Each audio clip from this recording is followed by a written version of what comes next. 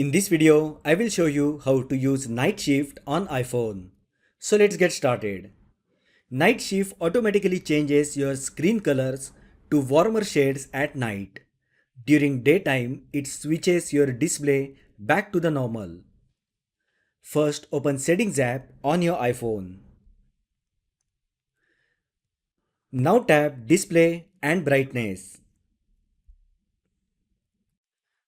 Next, tap Night Shift.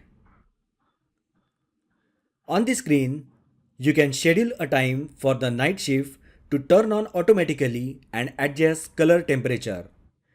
Just tap Toggle switch next to Schedule and select the time slot during which night shift mode should active.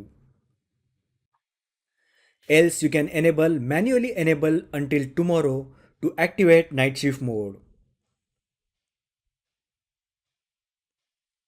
You can even set color temperature using slider provided to increase or decrease the color's intensity.